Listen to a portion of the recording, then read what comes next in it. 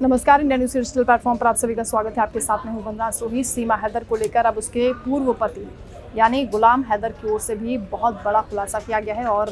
गुलाम हैदर का ये कहना है कि जब वो 2014 में उससे शादी की थी, उस टाइम पर सीमा बिल्कुल अलग पर्सनैलिटी थी और 2019 में वो उसे छोड़कर चला गया था। हालांकि वो लगातार उसको पैसे भिजवाता था और परिवार की केयर करता था, ये उसका कहना है। हालांकि सीमा ये कह चुकी है कि दोनों का तलाक हो चुका है और वो उससे अब संपर्क में नहीं थी। लेकिन जो उसके पूर्व पति ने खुलासा किया, उससे कई तरह की चीज़ें यहाँ पर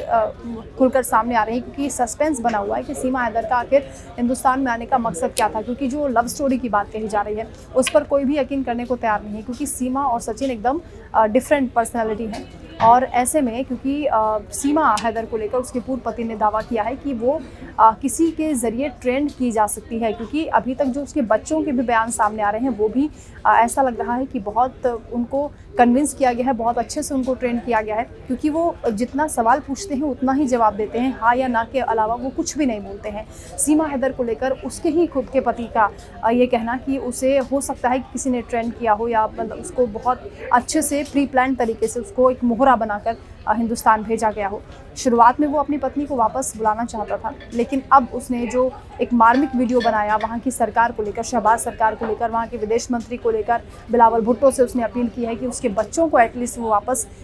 भिजवा दें, जिस पर वहाँ की सरकार भी अब प्रोसेस में लगी हुई है। और इसीलिए उसने धन्यवाद भी किया है वहाँ की सरकार का कि पाकिस्तान सरकार अब मेरी मदद कर रही है और मुझे इस बात की संतुष्टि है। साथ ही उसने ये भी कहा कि सीमा हैदर ने जो कदम उठाया है वो नाकाबिले बर्दाश्त है, और अगर हिंदुस्तान में उसको सज़ा नहीं दी जा सकती है, वो लोग जांच ठीक से नहीं कर पा रहे हैं, तो उसको पाकिस्तान वापस भेज दें, हम उसे सज़ा देंगे।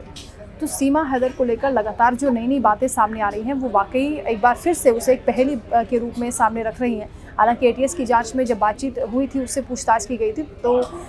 इस बात के सबूत नहीं मिल पाए थे कि वो जासूस है, लेकिन अभी भी शक की सुई उस पर लगातार देखी जा रही है और इसीलिए एक बार फिर पूछताछ के लिए दोनों को बुलाया गया है। लेकिन पाकिस्तान में जो खबरें चल रही हैं उससे सीमा की पर्सनालिटी को लेकर, सीमा के कैरेक्टर को लेकर और सीमा की इस नई कहानी को लेकर, यहाँ आने के मकसद को लेकर भी तमाम सवाल उठ रहे हैं। और पूरा हिंदुस्तान ये जानना चाहता है कि आखिर इस लड़की के यहाँ आने का मकसद क्या है, क्योंकि सचिन मीना उसके प्यार में पागल है और वो यही बात बार बार दोहरा रहा है कि सीमा झूठ नहीं बोल रही है और सीमा ने बिल्कुल ठीक तरीके से जैसे आना चाहिए था वैसा उसने सहारा लिया है। लेकिन अब देखना होगा कि एपी सिंह उन दोनों की लड़ाई लड़ रहे हैं, तो उस जंग में क्या वाकई नागरिकता सीमा हैदर को मिल पाती है या नहीं मिल पाती।